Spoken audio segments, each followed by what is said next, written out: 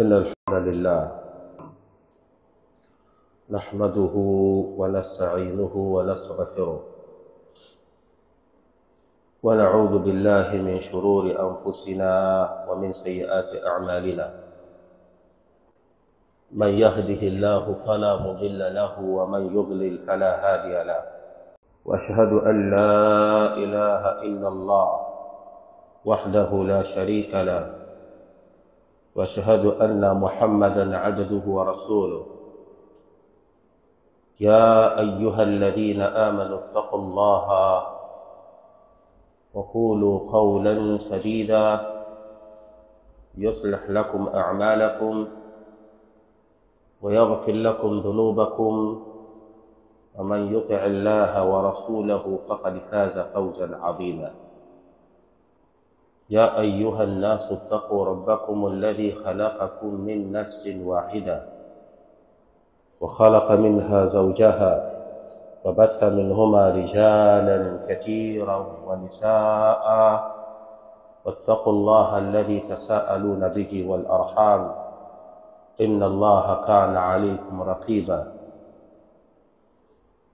يا أيها الذين آمنوا اتقوا الله وقولوا قولا اتقوا الله ولتنظر نفس ما قدمت لغد واتقوا الله إن الله خبير بما تعملون أما بعد kumshukuru Allah jalla jalaluhu na kumwambia ziada ya rahma na amani mtume Muhammad sallallahu alayhi wa alihi wa sallam.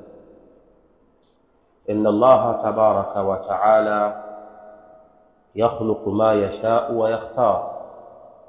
Hakika ya Allah mtukufu kwa utukufu wake huwa anaumba kila anachokitaka na huwa anateua kile ambacho anakitaka.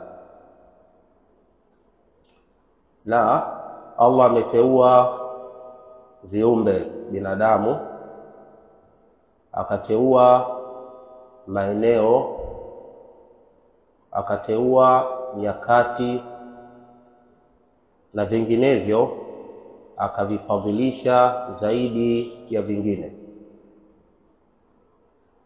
Na vile ambavyo Allahu Jalla wa Ala amevifadhilisha ni wajibu juu yetu nasi tuifadhilishe kwa sababu ya tafdhili hii ya Allah Subhanahu wa Ta'ala juu yake. Angalia kwa mfano katika masiku Allah Jalla Jalaluhu ameifadhilisha siku ya Al-Jum'a, na ndilo jambo ambalo limepelekea sisi sote tuwepo maeneo haya muda huu kwa sababu ya kuadhimisha tafdhili hii ya Allah Subhanahu wa Ta'ala siku hii ya Al-Jum'a.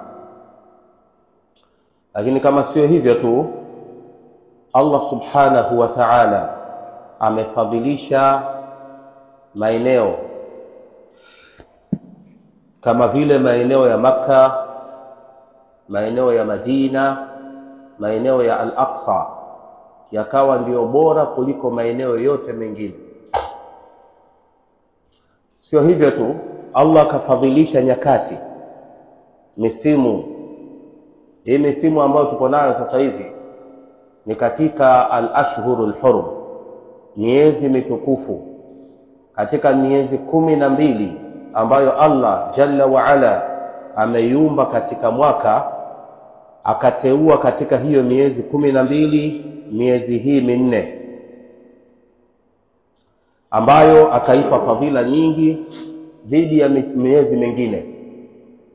Akateua katika watu, kaumba viumbe wake binadamu wa mwanzo mpaka wa mwisho, lakini akateua katika binadamu hawa mitume.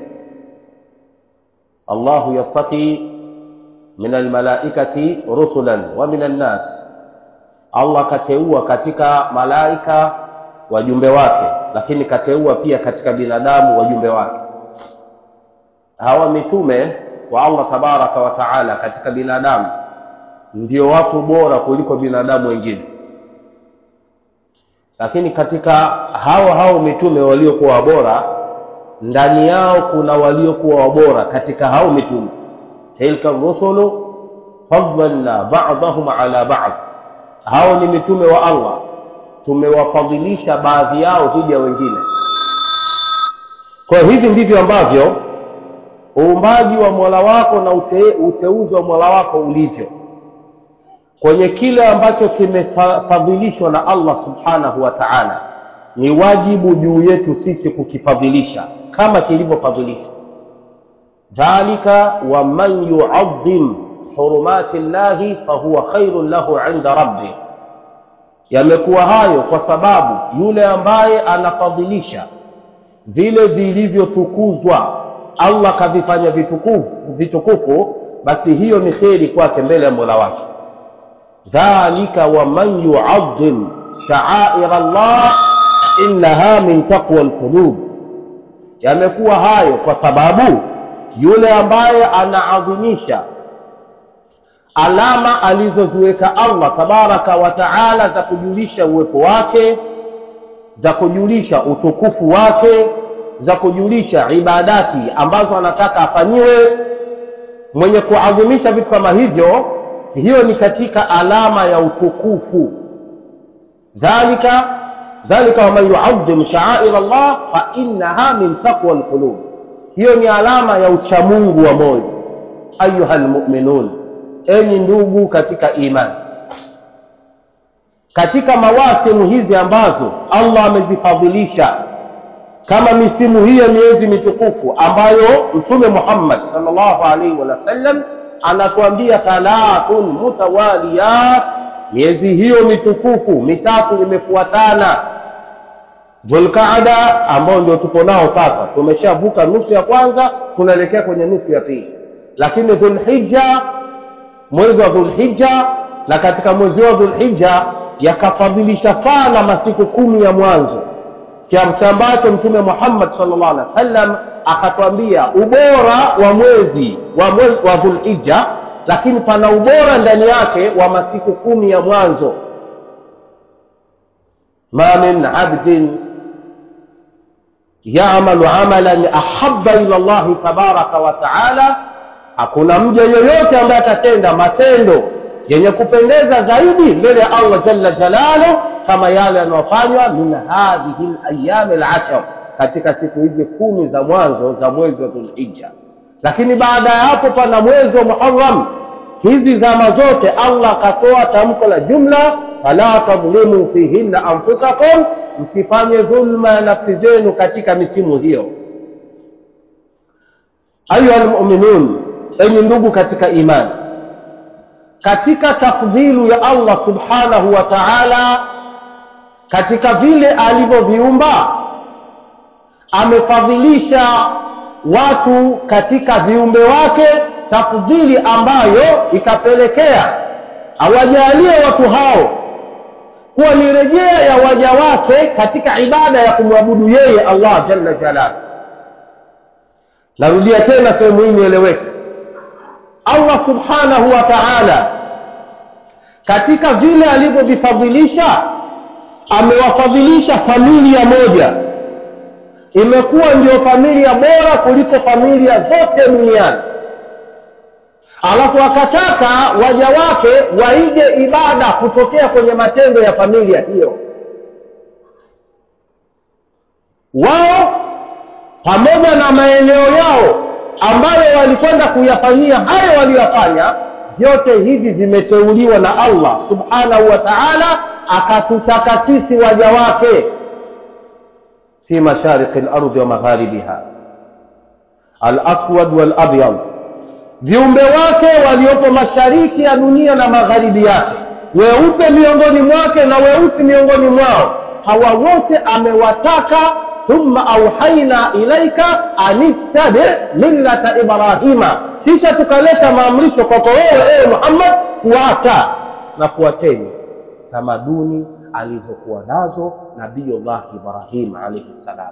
Ayuha almu'minun, Allah subhanahu wa ta'ala ameiteua hii familia. Wa rabbuka yakhluqu ma yasha'u wa yakhtar ma kana lahum al-khiyara, Mola wako anaumba anachokitaka na anateua anachokitaka. Kwetu sisi hatuna khiari. Yani katika uteuzi wa Allah jalla jalaluhu, fadhila zetu sisi ni kuwapenda wale walioteuliwa na kuiga yale waliokuwa wanafanya, ili na sisi tupate fadhila kama walizopata wao. Allah kamteua Nabiiullah Ibrahim alayhi salam, akamteua mke wake mdogo Hajar alayhi salam, akamteua mtoto wao wa kwanza Ismail alayhi salam, na kwa kizazi chao akazaliwa Mtume Muhammad sallallahu alaihi wa sallam, na matukio yao waliyofanya katika eneo fulani. Huo ndio jumla wa ibada nzima ya hija, ambayo dunia nzima sasa hivi wakati tunazungumza nyoyo zao zinaelekea huko. Wa'adhin fi nnasi bilhajji ya'tuka rijalan wa ala kulli dhamirin ya'tuna min kulli fajjin 'amiq liyashhadu manafi'a lahum. Al-aya. Aya hii Allah jalla wa ala anasema walillahi ala nnasi hijjul wa'adhin fi nnas bilhajji. Ewe Ibrahim, toa wito kwa watu kwa ajili ya ibada hii ya hija. Ya'tuka rijalan, watakuja kwa kutembea kwa miguu, wa ala kulli dhamirin, watakuja kutoka katika kupitia katika njia mbalimbali. Ya'tuna min kulli fajjin 'amiq, watakuja kutoka katika kila pande za mbali, wanakuja liyashhadu manafi'a lahum, ili washuhudilie manfaa ya duniani na manfaa ya akhira kwa ayuha almu'minun. Ibrahim alayhi salam kiasili ni mtu wa Babeli katika nchi ya Iraki, pamoja na mke wake wa kwanza, mke mkubwa Sara alayha salam, pia naye ni mtu wa Babeli katika nchi ya Iraki. Familia hii iliwahi kutembea maeneo mbalimbali, bali mwishoni walifanya maamisho kabisa ya kuhamia eneo fulani yakawa ndio makazi yao.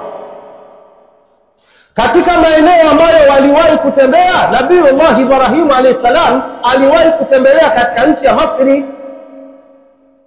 Hii Misri ya leo tunahitaji tunaiona,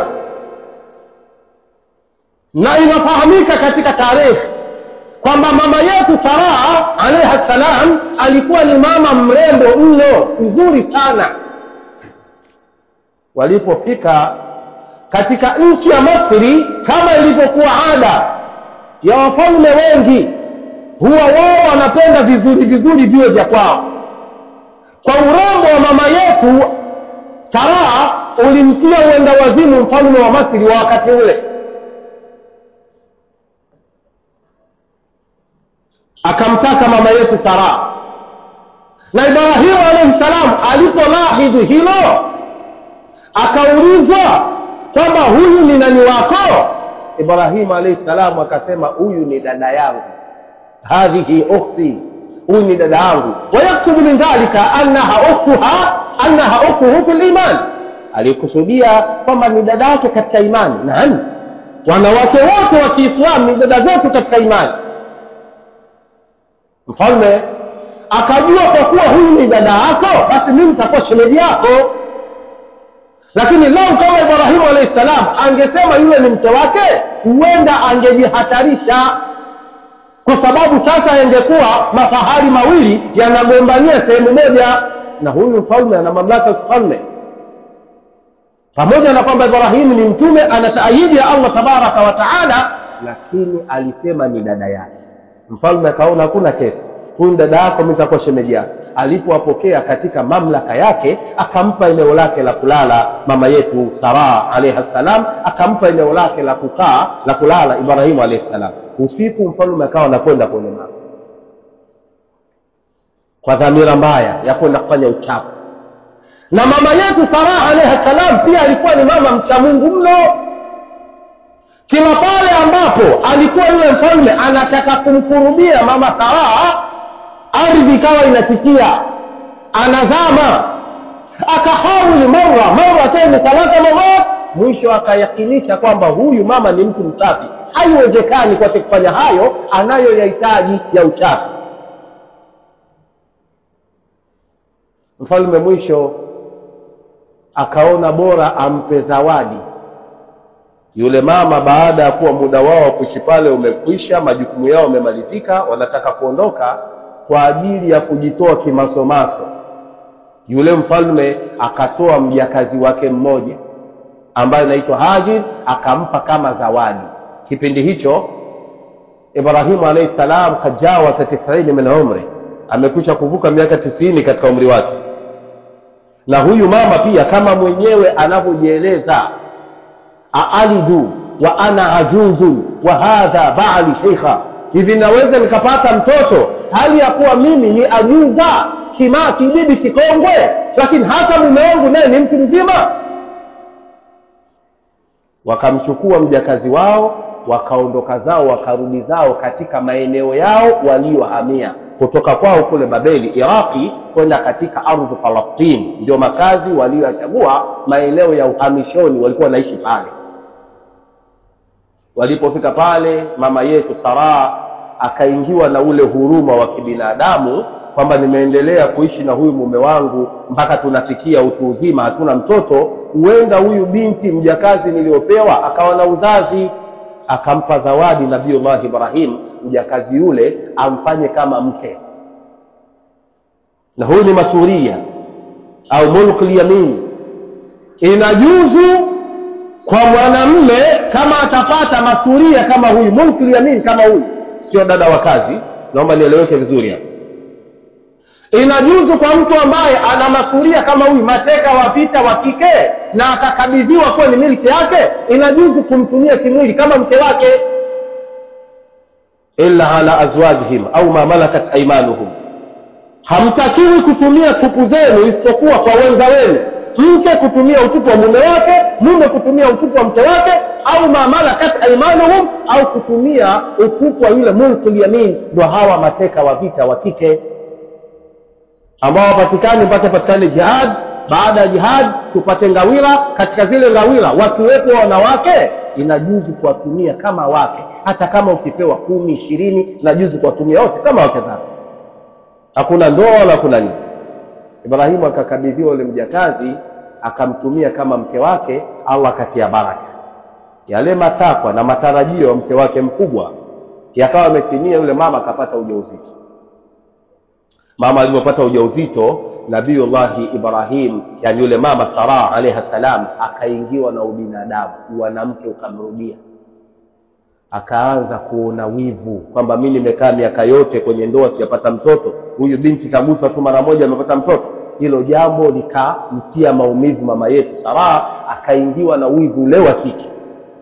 Anasema Abdullah ibn Abbas radiyallahu ta'ala anhuma, wa riwaya fi sahihayn min hadith Abdullah ibn Abbas radiyallahu anhuma qala qala Rasulullah sallallahu alayhi wa sallam awwalu ma ittakhadhat an-nisa'u al-mintiqa min qibali Ismail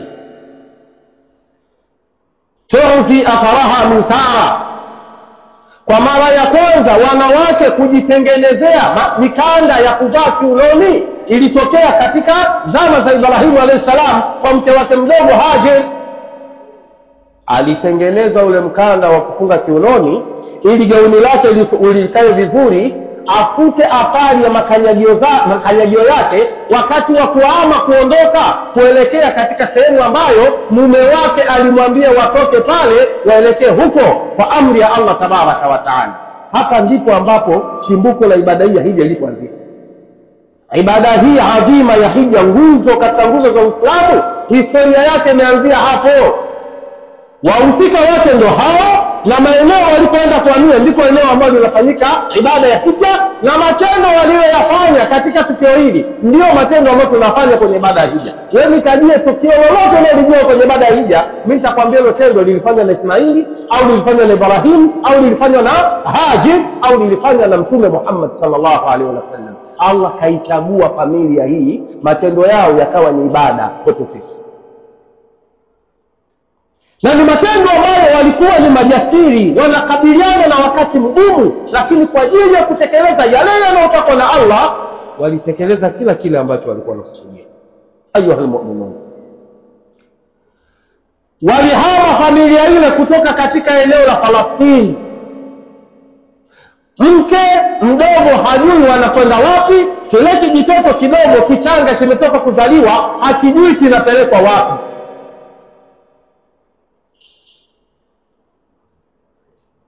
Anasema Abdullah ibn Abbas radiyallahu ta'ala anhuma, hatta idha wasala fi thaniyati alwada inda dawha fawqa Zamzam, walipofika katika eneo la Thaniya wakaingia katika eneo linaloitwa Dawha, pale eneo ambalo juu yake kuna kisima cha Zamzam, fawada'ahu ma hunak, Ibrahim alayhi salam akawaacha mke wake mdogo pamoja na mwanae mchanga eneo lile. Wa wada'a mahuma jirabu mimma, akawaachia pamoja na wao kiriba cha maji pamoja na kasha la tende. Akawaacha familia yake maeneo yale akiwa amewawekea kiriba cha maji pamoja na kasha la tende. Thumma qafa Ibrahimu muntaliqan, anasema alayhi salatu wassalam, kisha akageuka Ibrahim alayhi salam akawa anaondoka. Watabi'atuhu ummu Ismail, alafu mama yake Ismail, manake mama yetu Hajir alayha salam, akaanza kumfuata mume wake ajue anaondoka kweli, anakwenda wapi na anawaachaje achaje.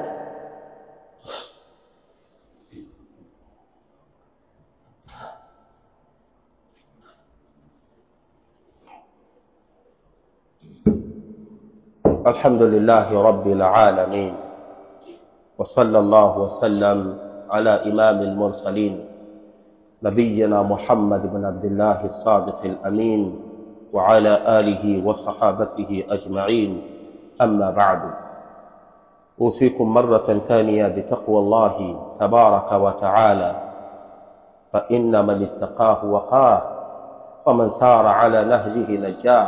ثم أما بعد، إخواني في الإيمان، وربك يخلق ما يشاء ويختار، na Mola wako mlezi anaumba anachokitaka na anateua anachokitaka. Allah ameiteua familia hii, imekuwa ni ruwaza kwetu, kiigizo kwetu kwenye kumwabudu Allah subhanahu wa ta'ala. Thumma kafa Ibrahimu alayhi salam muntaliqan wa tabi'atuhu ummu Ismail, akageuka Ibrahimu alayhi salam anaondoka, akamfuata yeye ummu Ismail mama yetu Hajar alayhi salam. Qalat, anakwenda kwake huko anasema, aina tadhhab wa tatrukuna min hadha alwadi alladhi laysa fihi insun wala shay. Ibrahim, unakwenda wapi? Unatuacha katika jangwa hili ambalo halina mtu wala halina chochote.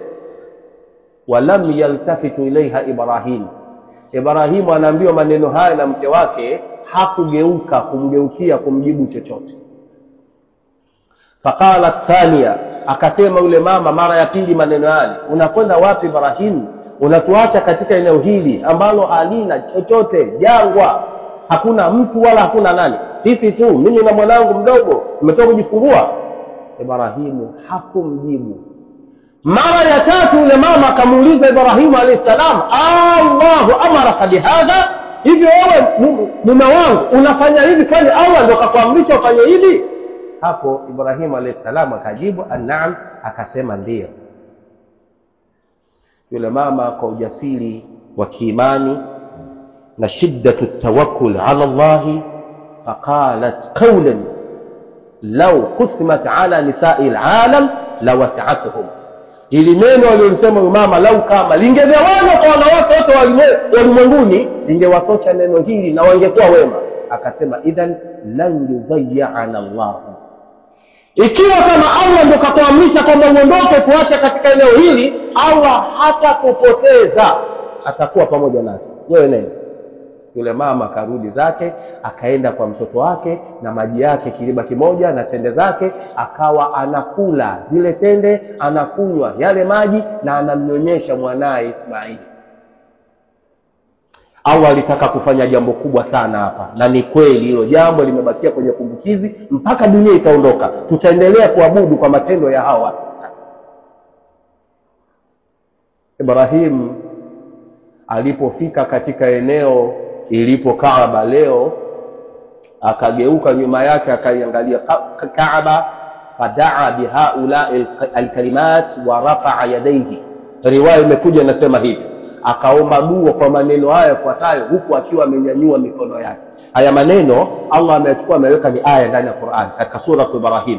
Rabbi inni askantu min dhurriyyati biwadin ghayri dhi zar'in 'inda baytika al-muharram rabbana liyuqimu as-salata faj'al af'idatan min an-nasi tahwi ilayhim warzuqhum min ath-thamarati, mpaka mwisho wa aya. Hizi aya zipo ndani ya sura Ibrahim.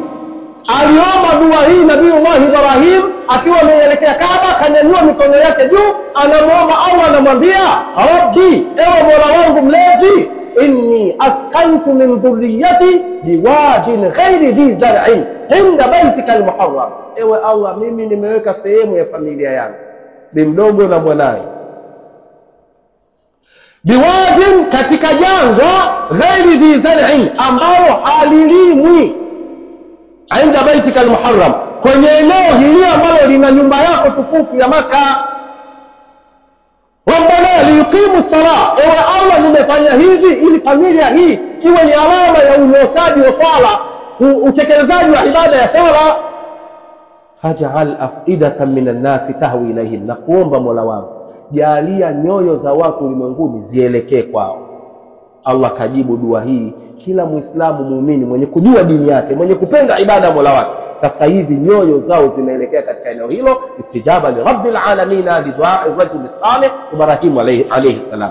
Haya ni majibu ya Mola wa walimwengu kujibu dua ya mja wake mwema Ibrahim alayhi salam. Na muujiza wa Allah aliofanya, hakuna mtu ambaye amewafikiwa kwenda eneo lile la Maka kama ni hajan au mu'tamiran illa yatamanna al-auda. Waulizeni waliokwenda Maka, kila mtu aliyowafikiwa kwenda pale akafanya ibada zile, ila hutamani Allah amwafikishe arudi tena, kwa sababu Allah amejalia dua ya Nabiiullah Ibrahim kukubalika. Eneo lile limekuwa lina mvuto sana kwa waumini. Hata makafiri wanatamani kwenda kuona hapo Maka panafananaje, hapo vipi yani, hiyo Kaaba imekaa vipi yani. Kwa hiyo kama sio makatazo ya kisheria kwa Mayahudi na Manasara kukatazwa kuingia katika eneo lile la haram, ingekuwa nao pia ni katika maeneo ambao wanakwenda kutembelea. Na kuna baadhi wanafanya hila, wanasilimu sio kwa lengo la kusilimu, wanasilimu tu ili wapate jawazi la kuingia pale. Ni kweli wanasilimu, wakienda pale wakijulikana Waislamu wanakwenda kufanya ibada, lakini wao ni watalii kwenda kuona hii Maka iko vipi.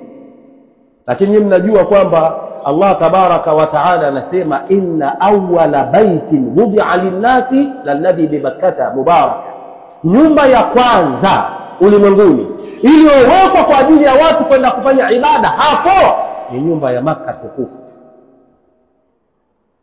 Waman awwalu man bana, ni nani wa kwanza aliyejenga ile nyumba tukufu ya Kaaba? Kila pana kauli ya kwanza inasema almalaika, waliojenga ile Kaaba ni nani? Malaika. Wakila pana kauli nyingine ya pili inasema Adamu alayhi salam, aliyejenga nyumba ile ya Maka ni Adamu alayhi salam. Wakila Ibrahim, pamesemwa pia kauli aliyejenga hiyo nyumba ni nani? Ibrahim alayhi salam. Mtume Muhammad sallallahu alayhi wa sallam, yeye pia ni katika kizazi kilichohuisha eneo lile tukufu la Maka. Wa idh yarfa'u Ibrahimu alqawa'ida min albayt, kumbusha habari hii, Ibrahimu alayhi salam aliponyanyua misingi ya nyumba tukufu ya Maka. Aya hii Allah jalla wa ala anathibitisha Ibrahim alilipea ile misingi, maana yake ilikuwepo. Na kama ilikuwepo, basi ni nani aliyejenga? Alikuwa ni Adam. Yawezekana akawa Adam wa kwanza, lakini wa kwanza kwa upande wa binadamu. Lakini yawezekana ikawa malaika ndio wa kwanza, lakini watakuwa wa kwanza kwa upande wa nani? Malaika. Kwa hiyo kila mmoja ana ukwanza wake. Katika ukwanza wa kuweka eneo la ibada, kama eneo la ibada watu waje waabudu, alikuwa ni Ibrahimu alayhi salam. Alinyanyua misingi ile ya nyumba tukufu ya Maka akiwa na mtoto wake Ismaili. Tutakuja kuona chimbuko la aya hii ilipotokea, wa idh yarfa'u Ibrahimu alqawa'ida min albayt wa Ismail rabbana taqabbal minna innaka antas samiu alalim. Aya hii ina munasaba kwenye kisa hiki ambacho anakisimulia Abdullah ibn Abbas radhiallahu ta'ala anhuma. Ibrahimu alipoomba ile dua akageuka akaondoka zake. Fabada'at al-ummu ta'kulu min tilka al-jarab, yule mama akawa anakula zile tende zilizopo katika lile kasha, watashra min dhalika al-ma', akawa anakunywa katika yale maji, hatta nafidat wa nafida ma fi siqa. Abdullah ibn Abbas anasema hivi, chakula kilipokwisha zile tende na kile kinywaji kilichopo katika kiriba kilipokwisha, atishat wa atisha alwalad, yule mama akaanza kupatwa na kiu, maziwa yakawa hayatoki, hana chakula hana kinywaji, na mtoto naye akaanza kupatwa na kiu. Hali iliyotokea ni kwamba yule mtoto akaanza kubadilika kutokana na kukosa maziwa, kukosa chakula, kinywaji. Mama akaanza kuhangaika kwa ajili ya kumnusuru mtoto wake. Akaenda, riwaya inasema kwamba akaona eneo la karibu kwake ni katika mlima wa Marwa, akatoka mbio haraka akakimbia mpaka Marwa kuangalia atapata msaada wowote. Akapanda pale juu, angalia mashariki na magharibi, hakuna msaada. Akarudi kumwangalia mtoto anazidi kubadilika, akatoka mbio akaenda jabali la pili, mlima wa Marwa, apanda juu kuangalia huenda akapata msaada. Akapiga sa'i hizi mara 7. Kwenye mara ya 7 akasikia kama sauti nyuma yake, akasema laqad asmat law kanat indaka ghiwar, umefikika ewe uliotoa ishara ya kuwepo nyuma yangu, je una msaada wowote? Akageuka yule mama, anamuona malaika Jibril alayhi salam yupo pamoja nao katika hadhara ile. Riwaya sahiha inataja kwamba Jibril alayhi salam alipigiza mbawa zake, kikatokea kisima cha Zamzam, yakaanza kububujika maji. Mtume Muhammad sallallahu alaihi wasallam anasema katika hili, rahimallahu umma Ismail, law tarakat Zamzama lakana aynan ma'ina. Rehema za Allah ziwe kwa mama yake Ismail, alifanya haraka. Lau kama angeacha yale maji ya Zamzam yangekuwa yanatoka yenyewe. Jalat tafuru alma, aliona kwamba maji yametoka, bora akazoea haraka wote akiba, kumbe yale maji yatabakia mpaka kiyama. Ila haraka yake mama amekuponza. Yale maji yalipokadiriwa na Mola wake yalikuwa ni ya kutoka yenyewe, hata hamna haja kuweka mashine, yalikuwa yanatoka. Ni kazi yenu ilikuwa ni kudhibiti namna utokaji wake, sio kuweka mashine za kuyavuta yatoke. Lakini mama yetu alifanya haraka, na haraka hii ni haraka kibinadamu. Inapotokea umezongwa, umeona faraja, huwa unakimbia ile faraja haraka kutaka utatuzi. Haya matendo yote haya mnajua kama ni sehemu ya ibada hija, na hujaji anapokwenda katika ibada hija yake ikubaliki mpaka atende ya matendo. As-sa'i baina Safa wal Marwa, kufanya sa'i baina Safa na Marwa, hii ni sehemu ya ibada ya hija. Anapokwenda katika nguzo miongoni mwa nguzo za hija siku ya 10 katika tawafu ifadha, ukamilifu ile tawafu ifadha ni pamoja na kufanya sa'i baina Safa wal Marwa. Lakini akimaliza tawafu ile katika Kaaba, anatakiwa aende akanywe maji ya Zamzam. Haya maji si chimbuko lake huyu mama. Ikhwani fil iman, muda wa hutuba ni mdogo. Mimi ninakusudia kuweka hutuba hizi katika membari hizi mbili, baina Masjid Dar al-Hadithi Ununio na baina Masjid Tauhid Kokobichi. Kwa hiyo leo naweka kituo hapa, lakini tarudi tena wakati mwingine kuja kukamilisha sehemu iliyobaki biidhnillah wa tawfiqihi. Kwa hiyo tumeishia katika sehemu ya kwamba tumekwisha kupata ibada ya kwanza miongoni mwa ibada za hija, ibada ya kufanya sa'i baina Safa wal Marwa. Na mnaona tukio hili lilikuwa ni tukio la nani? Mama yetu Hajar alayhi salam. Mahujaji wanapokwenda kwenye ibada ya hija, wakienda kwenye sa'i zao baina Safa wal Marwa, wanaadhimisha matendo ya huyu mama. Alipofika pale chini, leo hii pamewekwa taa za kijani. Yaani ukishuka kutoka kwenye mlima wa Safa unataka kwenda kwenye mlima wa Marwa, hapa katikati chini pamewekwa taa za kijani. Eneo lile aliposhuka yule mama, Alipofika pale alikimbia mwanzoni mwa taa za kijani mpaka kwenye ile taa pile kijani. Alikimbia, alikwenda kwa mwendo wa spidi. Pale napo tukienda kwenye ibada hija tunatembea kwa spidi pale. Hii ni tafdhili ya Allah. Amenukuu matendo ya watu aliwaumba kwa ajili ya kuonyesha kwa mfano matendo yote ya ibada ya hija. Mtakuja kuona mawe yanayotupwa yale, tawafu unafanya katika Kaaba, kuwepo katika maeneo yale ya Arafa, kuwepo katika maeneo ya Mina, Muzdalifa. Haya yote waliyafanya wa familia kipengele kwa kipengele. Kuja kuona nasallallahu tabaraka wa taala yaj'alana hudatan muhtadin ghayra dhallin wala mudhillin. Subhanak allahumma bihamdik ashhadu an la ilaha illa anta astaghfiruka wa atubu ilayk. Wa sallallahu wa sallam ala nabiyyina Muhammad wa ala alihi wa sahabatihi wa sallam walhamdulillahi rabbil alamin wa jazakumullahu khairan.